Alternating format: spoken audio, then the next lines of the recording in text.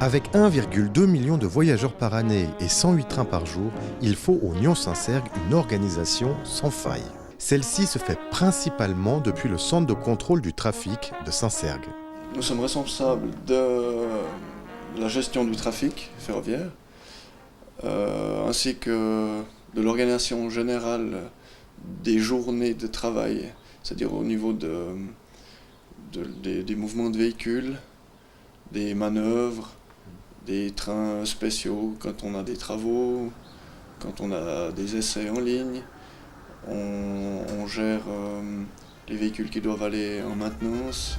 Avec un casse-tête à gérer chaque jour, garer les trains durant la nuit. On a 2 endroits sur la ligne où des véhicules sont garés pour la nuit.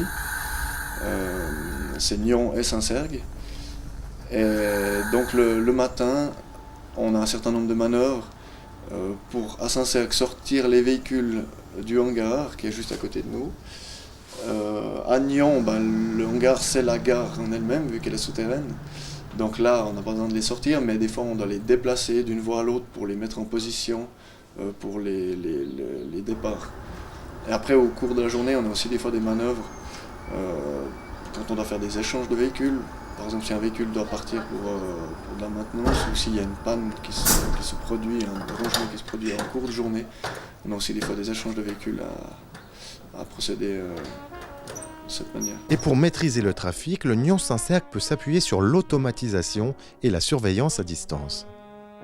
Partie des gares de la ligne qui fonctionnent la plupart du temps en mode automatique, donc les trains rentrent, sortent des gares, c'est le système qui le gère. Toutes les gares peuvent être aussi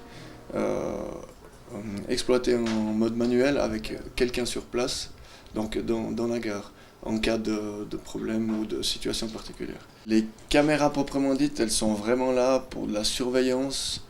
Elles nous aident un petit peu dans l'exploitation parce que ça nous permet d'avoir une vue en direct de certains points sur la ligne. Mais disons qu'en ce qui concerne la circulation des trains, c'est pas des images réelles, mais c'est un système de télécommande où on a des informations sur la position des trains, sur la position des éléments, donc des aiguillages par exemple, l'occupation des différentes voies. Mais disons que c'est une représentation schématique sur des écrans d'ordinateur. Au Nyons-Saint-Cergue, tout est donc réglé comme du papier à musique. Sauf, évidemment, l'imprévu. On se souvient notamment de l'accident spectaculaire de 2014. Spectaculaire mais rare. Il n'y a eu en effet que 2 accidents en 2016, un en 2017 et aucun en 2018. Quand on a des pannes de véhicules ou des dérangements techniques, là les choses se compliquent parce que c'est toujours un peu une course contre le temps, tout en restant en sécurité, c'est-à-dire qu'on doit faire les choses pour garder toujours la sécurité au premier plan, en perdant le moins de temps possible pour garder un confort pour les voyageurs. Des voyageurs toujours aussi heureux de contempler la vue depuis ce cher petit train rouge.